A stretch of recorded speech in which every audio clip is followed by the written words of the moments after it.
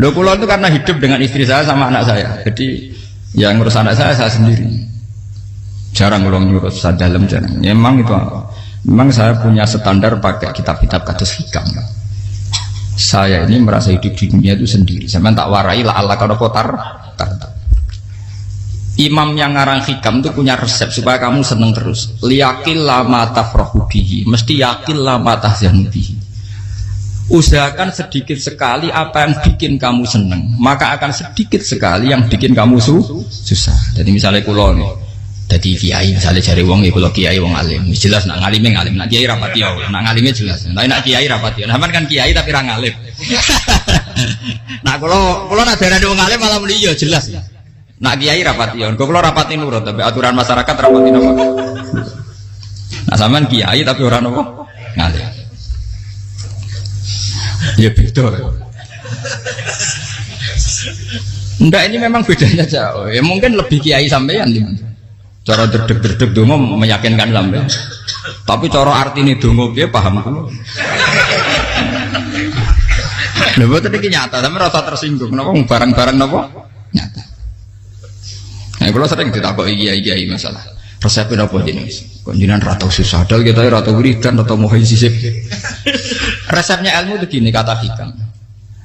Ulama yang kayak hikam tuh pernah ngarang kitab tuh saking syukurnya, entah saking angkuhnya, terserah ngomentari. Kamu harus yakin bahwa di sisa hidup Anda itu tidak akan maksiat lagi. Sehingga kalau kamu ditakdir maksiat, anggap saja akhru maksiatin kudirat alaika. Anggap itu yang terakhir. Siapa yang menganggap mohal bahwa dia tidak akan dosa sampai mati, berarti menganggap Tuhan itu lemah. Karena cara berpikir kita kan bayangkan hidup itu 40 tahun lagi. Misalnya saya sekarang umur 40, bayang umur kadang 4 tahun meneh. Sampean misalnya umur selawe, bayang selawe tahun meneh. Sehingga nganggap dalam durasi ini selawe tahun kok orang maksiat kan mohal. Apalagi sampai sudah tahu maksiat itu bakat tempah. Ya maksiat ya kelas-kelasan, nak bikin pacaran. Nak wong iso omah ya nakal, nak sing setengah soleh ya berbau proposal ya sesuai kontaknya dhewe-dhewe. Itu kan urusan masing-masing. Ya itu kan urusan masing. Moe wakisabu ala wong ngono ora ana sing roh wakisabu. Ala. Rombongan wali songo, mbok kangen wali songo, mbok golek selisih wawahu napa? Alam. Sing roh pangeran tiap. Mbok kangen wali, mbok golek selisih margin. Niku pokoke wawahu napa? Ya itu kan urusan jenengan mbek pangeran, mboten urusan kula. Tapi tetap saya sebagai ulama mengingatkan, niat itu ditoto. Begini, ulama dulu tuh ngitung hidup hanya 2 menit 2 detik, sehingga dia ya gampang saja. Kayak imam, kayak kanjeng Nabi itu, ya Rasulullah kenapa tidak menyediakan makan untuk besok? Loh, saya itu tidak yakin kalau hidup saya sampai besok. Ya sudah begitu cara, ya sudah tenang saja.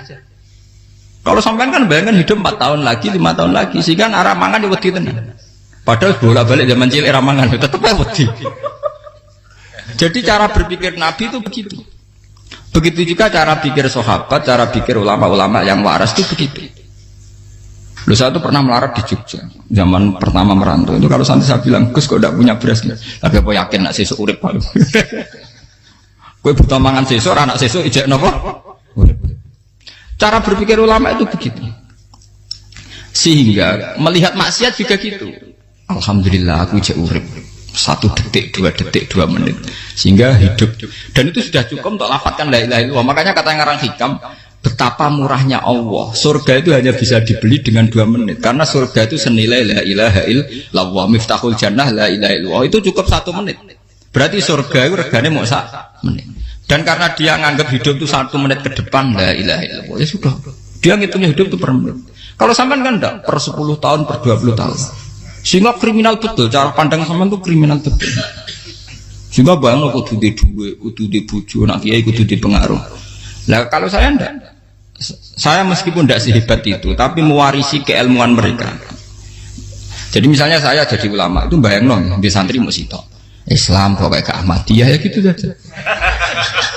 Ya pokoknya ya sudah gitu. Orang bayangno santri sing pampinan takwa khusyuk salam tempel demen gelo, demen apa? Lo tanyakan santri-santri saya itu mungkin belum pernah nyuri istri saya bikin kopi. Bisa dihitung. Karena saya itu sederhana saja. Misalnya saya pergi dari Jogja, ini yang nyata saya alami. Bayangno bojo wis maca, gawekno kopi, bukakno lawang malah kecewa.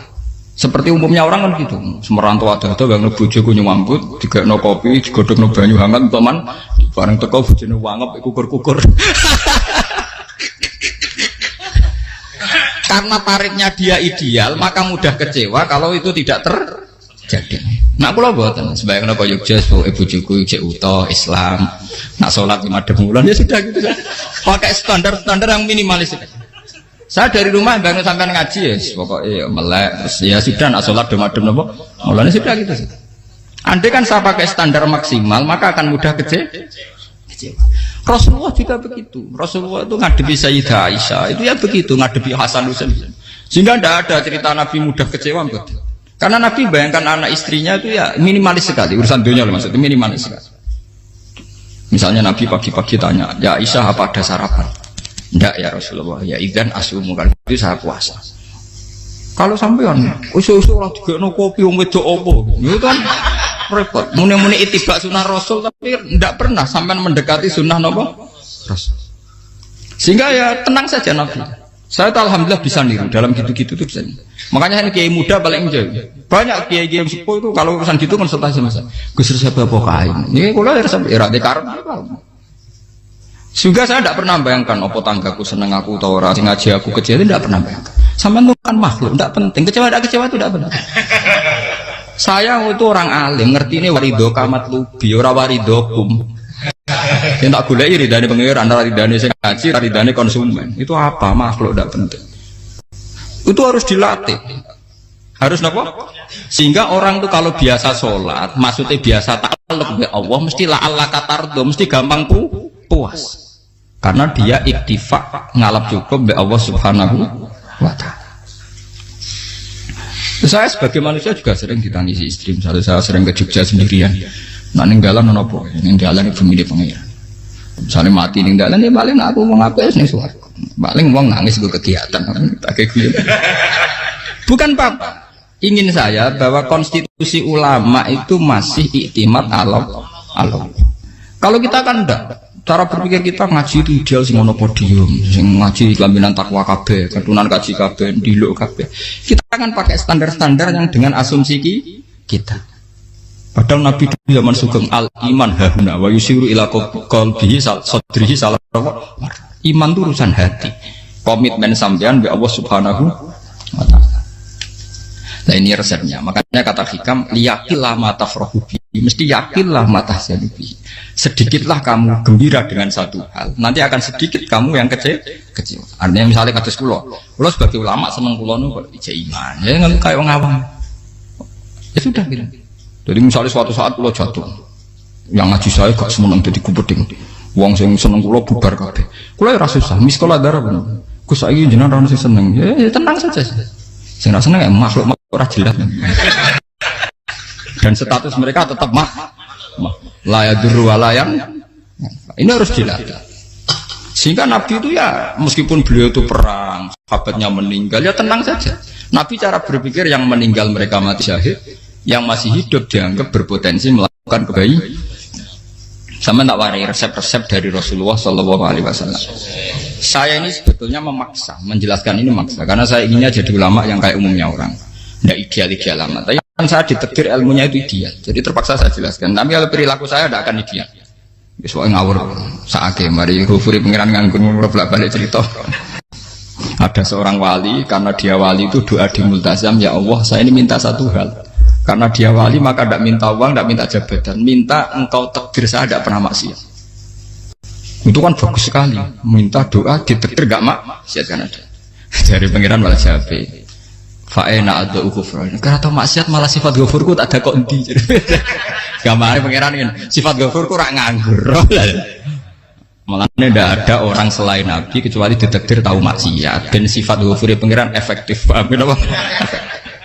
Lara sampean kan ghafure mbok nggo kabeh. Dadi karek sadidul ikop. Karena maksiate sampean sering. Jadi sifat ghafure wis berlaku aktif. Saya karek nunggu sifat sadidul ikop. Paham ya? Itu beda dengan wali-wali. Sifat sadidul ikop mau aktif mereka tidak punya dosa. Malah pangeran bingung gak kok sifat ghafure. apik tak dakoki ghafur atau dosa. Didakoki sadidil kok gak tau maksiat. Jadi pangeran malah sing bingung. Nak kowe ora tau maksiat ghafur kok tak dakoki. Kok ora tau maksiat, wong iku ora tau apa? Didakoki sadidil kok gak mungkin atau maksiat. Lah pangeran ape dakok ghafur kan syaratnya dosa sik. Sampeyan kan walian. Ghafure wis dintekno. Keseringan kepake, paham ya? Karek nopo? Karek sadidil ikom. Ya itu memang standar Tuhan. Semua Quran itu kalau menyeritakan gitu. Nabi ibadi anni anal ghafurur rahim. Kawulaku ceritani aku ghafurur rahim, tapi yo ceritani wa anna adabi wal adabul alim. Jadi Nabi ibadi anni anal ghafurur rahim wa anna adabi wal adabul alim. Kalau Nabi Ibrahim, Nabi Muhammad inna rabbaka lasari'ul iqab. Pangeran cepat nyiksane, tapi wa innahu laghafurur. Jadi dua sifat ini pasti aktif. Dan tentu ulama itu senang sifat ghafur itu ya meskipun aktif, tapi mereka tidak pernah ngambil fasilitas sifat nopo. Kula baleni malih. Sehingga kayak Sayyidina Umar radhiyallahu anhu ketika beliau pertama jadi khalifah, ini cerita di kitab Hayati Sahabat. Pertama dia jadi khalifah, orang mengira dia akan ngomong hal-hal yang besar, visi besar tentang negara, visi besar tentang izzatil Islam wal muslim. Tapi ketika Umar pertama pidato begini, ayuhal muslimun ayuhan nas, ana, jari kata Sayyidina Umar, ana hulamun min bani Makhzum, akulu min kholati, saya ini pemuda dari Bani Makhzum.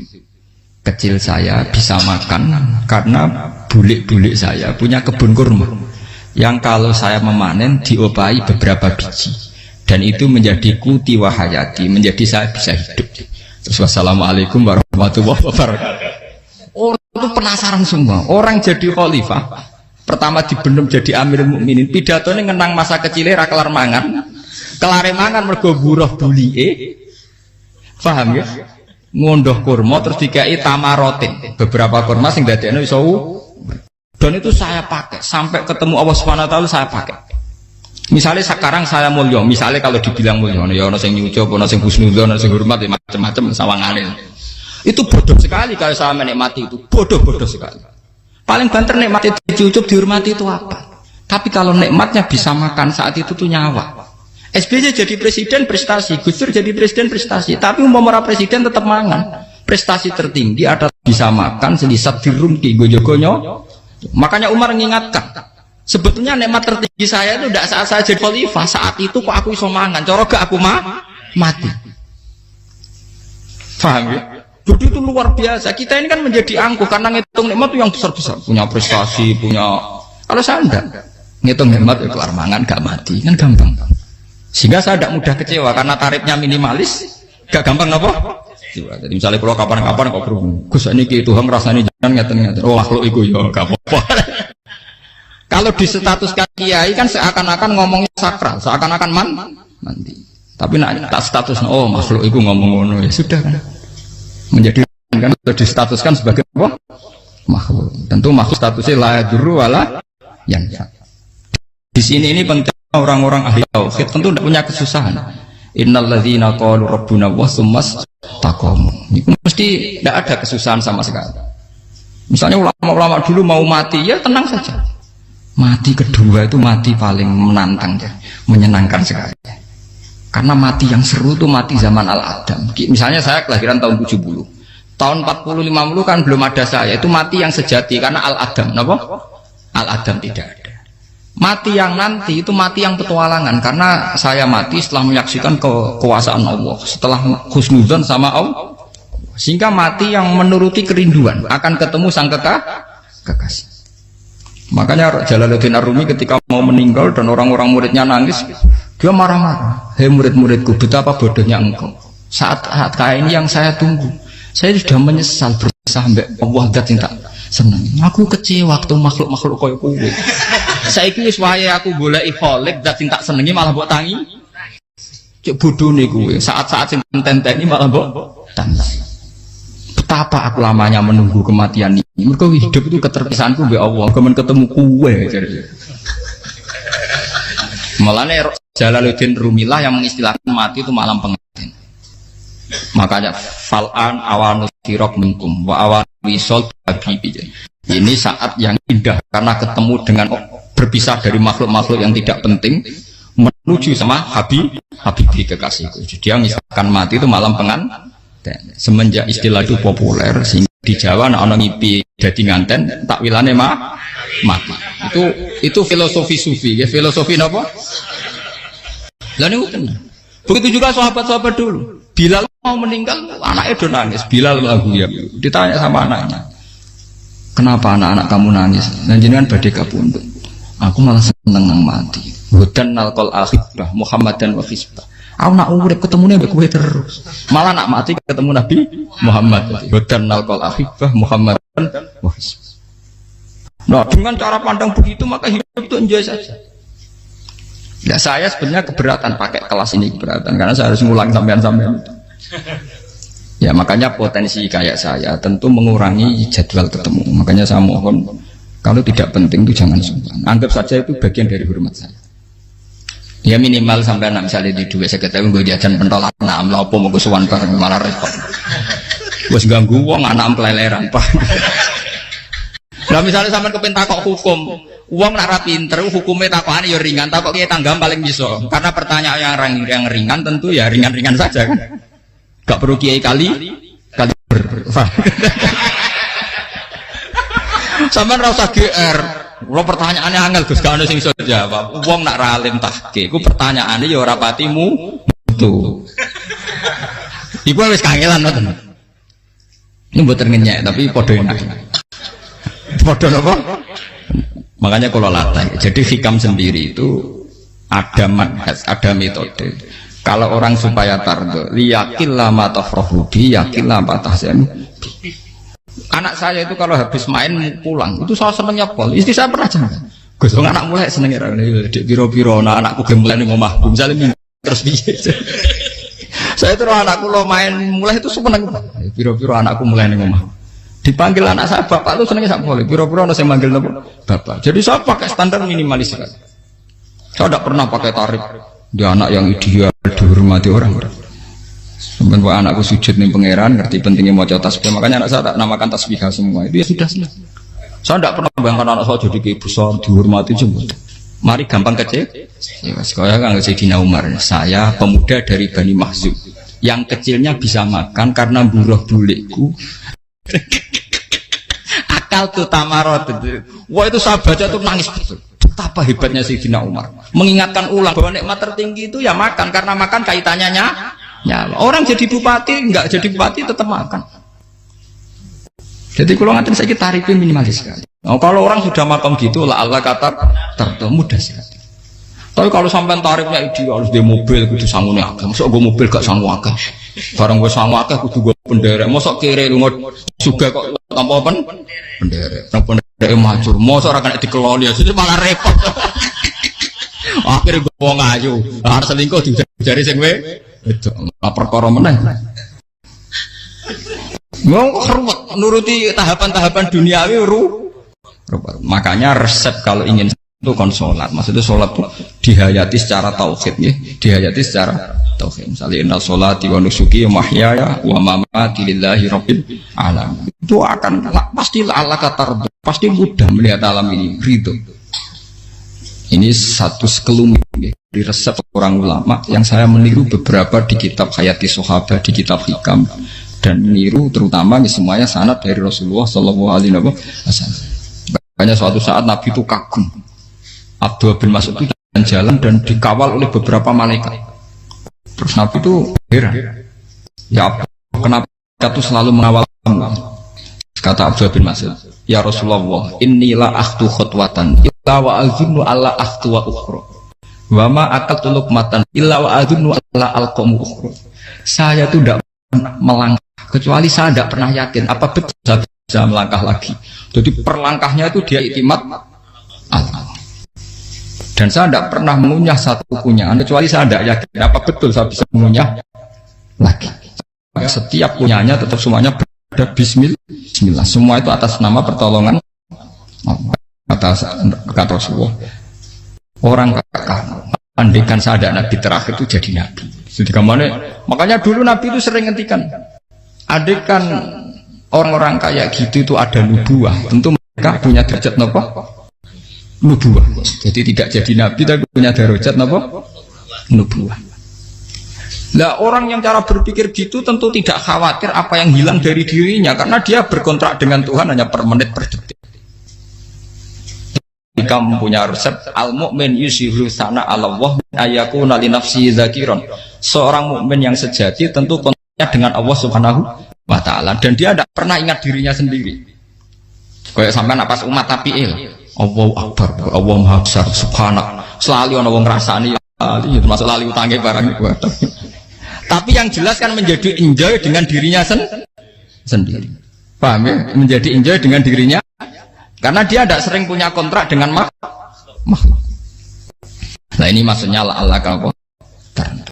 Janganlah Allah kata kamu pandang. Apa nak sholat terus kabul kajati. Apa nak sholat terus untuk duit ya ber. Karena cara pikir iso aja nak duit ya. Dan ini resep ya. Dan resep ini dari ulama-ulama yang istinad ila Rasulullah Shallallahu Alaihi Wasallam. Karena kalau Nabi itu memang cara pandang. Aisyah itu pernah ditanya. Ya, saya ini ingin makan apa daging yang dari sahabat ini masih. Wah ya Rasulullah sudah habis karena tak kasihkan tetangga. Itu Nabi tidak marah-marah, malah bilang kamu benar Aisyah, biru yang kamu kasihkan tuh yang masih. Karena daging dipangan dewe kadang nuruti nafsu, nak dikekno wong sudah kau nuruti perintah pengen. Jadi kanjeng Nabi beneran Aisyah daging ngejek. Mau kalau nanti yang malah ijek, sing bogo sudah kau malah sing ijek. Cara berpikir Nabi itu begitu. Tapi tahu-tahu disederhanakan sunnah Nabi serbanan. Lah itu kan ya memang itu bagian dari sunnah Nabi, tapi sunnah seharga 10.000. Paham ya? Ya monggo mawon sampean sunnah Nabi serbanan gitu, tapi itu sunnah yang bisa dibeli dengan murah. Hakikatnya sunnah Nabi itu rata-rata bentuknya perilaku. Napa?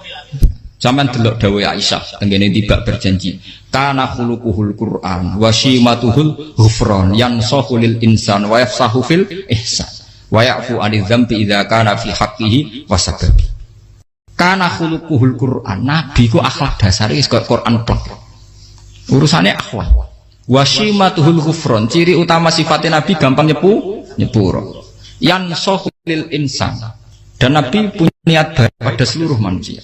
Wa yafsahu fil ihsan, sering melakukan ihsan. Dan sunnah Nabi ngoten kan luwih sering kula Quran ya wis hafal mulang. Wasimatu kufron kula gampang nyepuh sampean ngaji angop ya ora tau tamu. Yang sahulil insan kula bedina nate tiyang mulang. Wa yafsahu fil ihsan tak ge gampang. Kula mulang ora tau. Itu sakmene kudu podium kudu wong dilo ya ora. Pokoke akhir kiamat dia ya madhep mulon ya sudah. Loh itu kan dawuh Aisyah ketika ditanya kaifa kana khuluqu Rasulillah, dan itu semua dijawab oleh akwal, oleh sebuah perilaku. Tidak ada Aisyah jawab nganggo atribut. Oh Nabi itu serbanan, tidak ada itu. Memang itu sunnah ya, satu itu sunnah kan, jangan salah paham ya. Tapi itu sunnah yang tidak dijawab oleh Aisyah. Sunnah yang sampean jawab sendiri, paham? Aisyah yang istrinya Rasulullah ketika ditanya kaifa kana khuluqu Rasulillah, beliau jawab kana khuluquhul Qur'an wa simatuhul ghufran yansahu lil insan wa yafsahu fil ihsan. Semuanya akhwal wa ya'fu 'anil dzambi idza kana fi haqqihi wa sababi wa idza dia haqqu wa lam yakun li ahadi marra'ahu badihatan haba wa idza ta'ahul miskinu ajaba yaqulul haqqa walau kana murra wa la yutmiru lil muslimin hisau walau. Semuanya itu akhwal, satu perilaku sosial. Saya mengakui kalau serbanan sunat, ya saya ngakui. Tapi sunnah wis karena saya mewakili yang akhwal tadi, yang apa? Lah mungkin untuk sampeyan, monggo kalau untuk ngisi sunnah. Tapi mbok ya adil itu.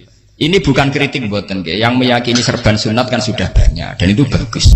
Tapi cobalah juga meyakini ahwalu Rasulillah.